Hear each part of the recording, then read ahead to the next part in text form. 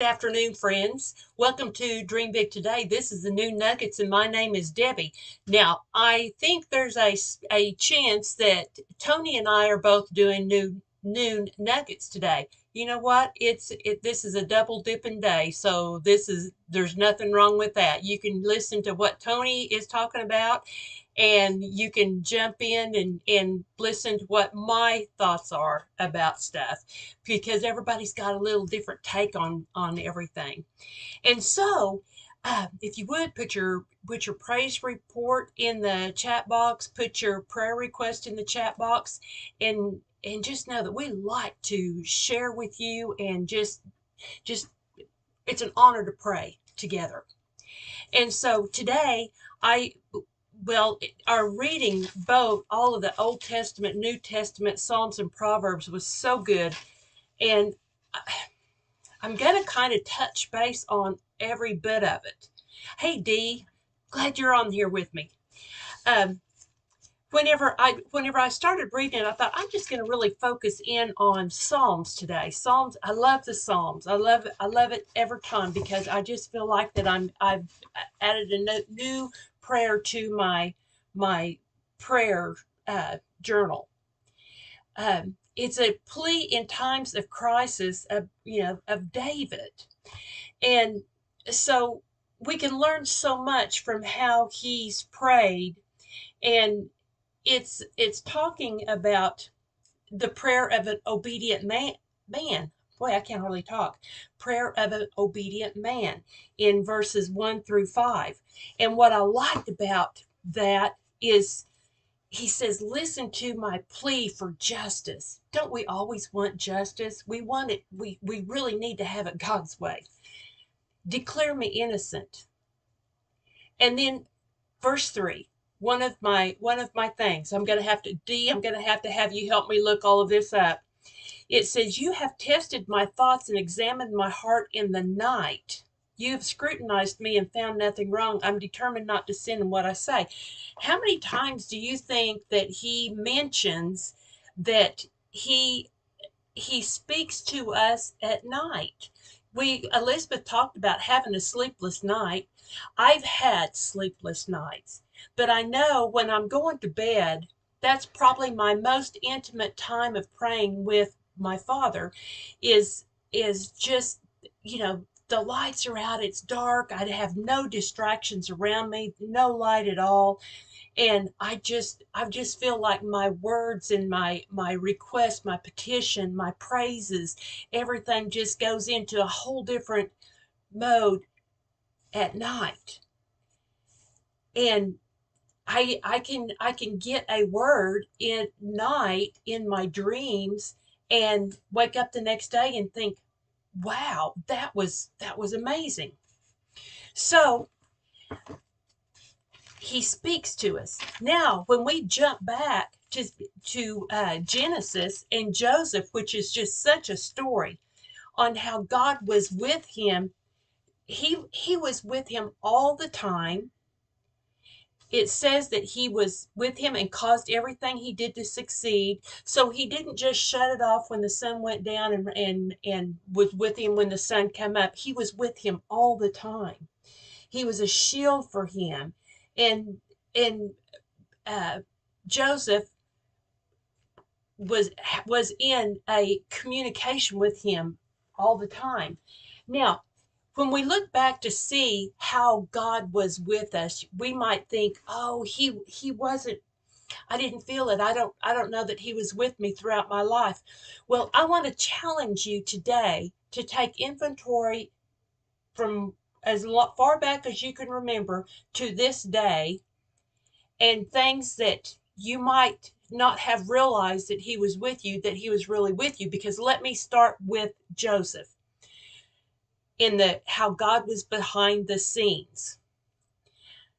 Number one, God, now remember, I'm talking about God behind the scenes. Potiphar's wife had to wrongly accuse Joseph. Joseph had to be imprisoned. The keeper of the prison had to favor Joseph. Joseph had to be given free range of prison. Pharaoh's butler and baker had to be thrown into the same prison as Joseph. Joseph had to meet them and be present the day both were disconcerted about their dreams.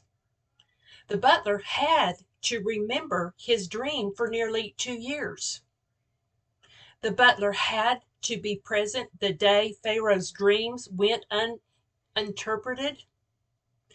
Pharaoh had to be willing to bring a prisoner into his court to try to interpret his dreams. And then number 10, Joseph had to receive the interpretation of Pharaoh's dreams from God.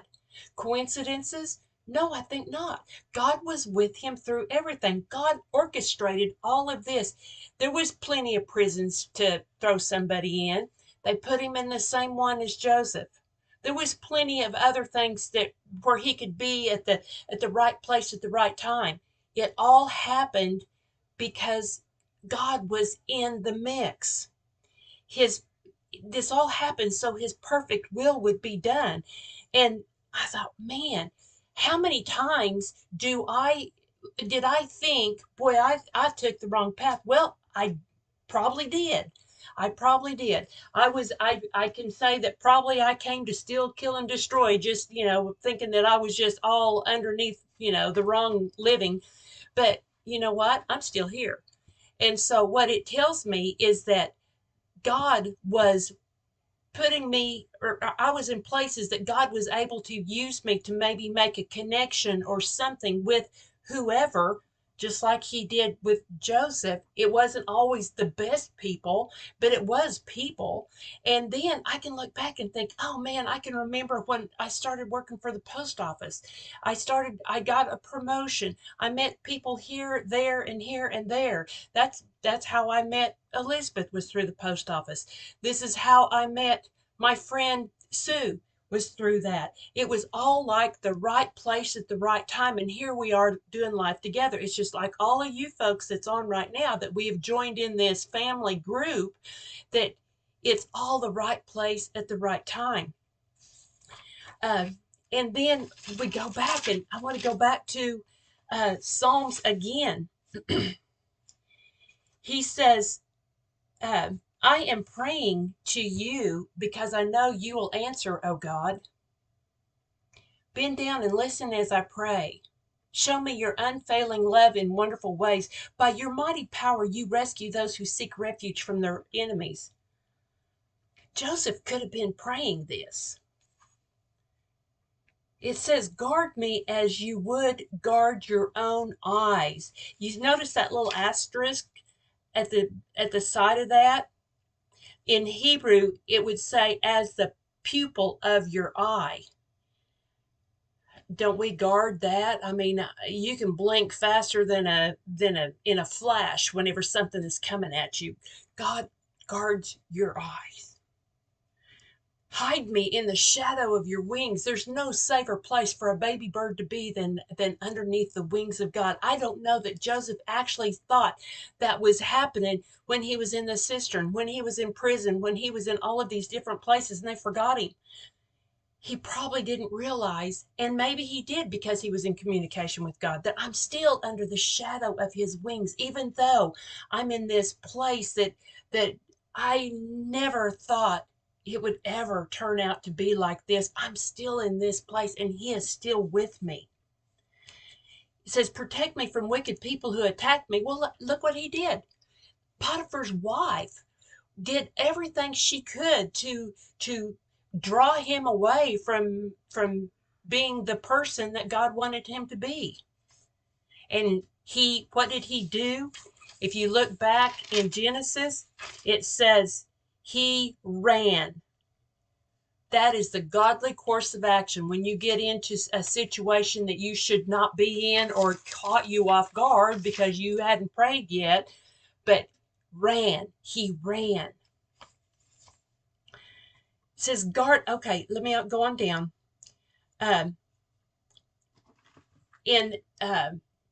Let's see, 6 through 12 of Psalms is talking about the petition of an embattled man. he goes on to say, they track me down and try to surround me. I'm telling you, Joseph could have written every bit of this. They are hungry like lions, eager to tear me apart, like young lions hiding to ambush. They are like lions. They're not lions, but their tendencies are to attack, kill, and destroy. They're not like the Lion of Judah that comes as the big protector.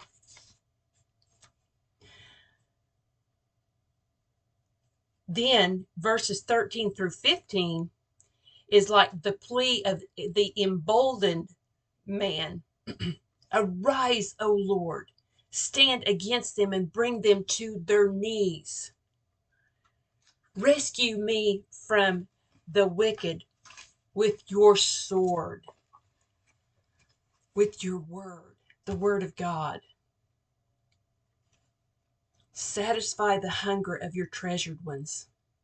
And then look at 15. Because I am righteous, I will see you. When I awake, I will see you face to face and be satisfied. He's talking about life after death. I want to jump back to verses 3 and 4, though, when it says, you have tested my thoughts and examined my heart at night. You have scrutinized me, found nothing wrong. I am determined not to sin in what I say. Are you determined?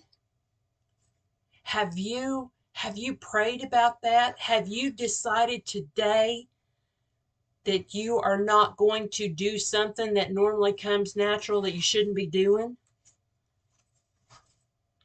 Verse 4 says, I have followed your commands, which keep me from following cruel and evil people. Do you know, sometimes it's kind of hard to recognize those people.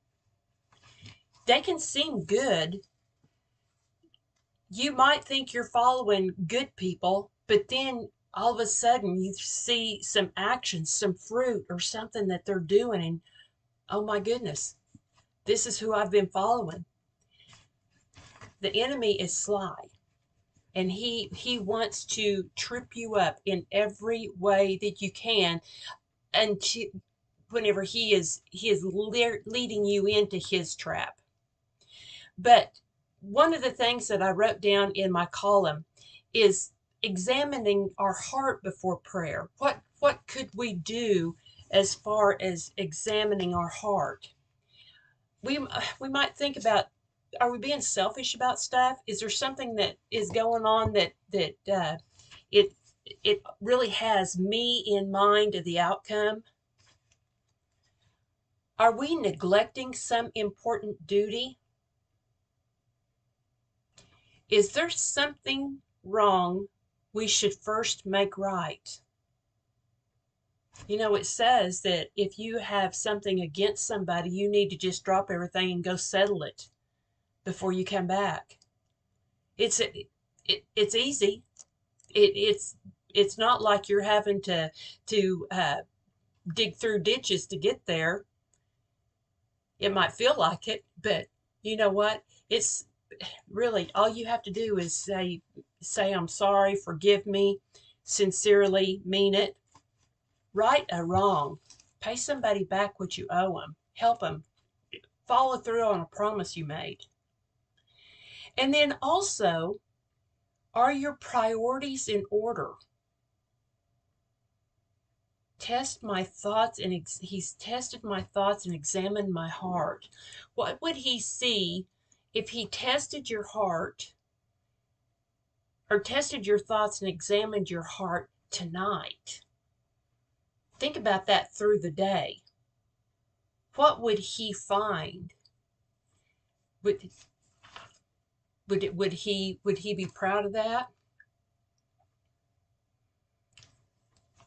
This is a great psalm to turn into a prayer. Turn it into a prayer by saying, like, hear me, Lord, my cause is just and I have been faithful. Examine my heart. Oh God, keep me, hide me, preserve me from the wicked. Lord, come confront evildoers and bring them to law. See, it's not me that's taking action. It's God's deal. I don't have to do anything like that. Satisfy me with your presence and the hope of resurrection. Because verse 15 says, when I am righteous, I will see you. When I awake, when that day comes that you bring me up, I will see you face to face and be satisfied. The Lord is the preserver of all people. The righteous men have nothing to fear from the Lord. True believers are focused on the eternal. So, is he with you? He's been with you your whole entire life. Can you go back and look and see how he has guarded you, protected you, and done everything that he could that he did to keep you safe, to keep you where you are at this point in your life now? I can just run through everything that I have ever did in my whole entire life, and I can just draw a line and think, oh my goodness, it's like this zigzag road in this map of my life that I hit a guardrail and that he had set up, and I bounced back up onto the road, and I might have went over to the other side and I bounced back up on the other road. But all of these mistakes that I made, he popped me back up there so I could be where I am right now. And I just thank him every day. I love him. I just am so tickled to get to share my thoughts about this with you today. And so you have a nice day, and I'm going to be seeing you in the morning. So come back and we will jump into Genesis 41 tomorrow and talk about some of Pharaoh's dreams. So I love you. You have a great day, and we'll talk soon. Bye bye.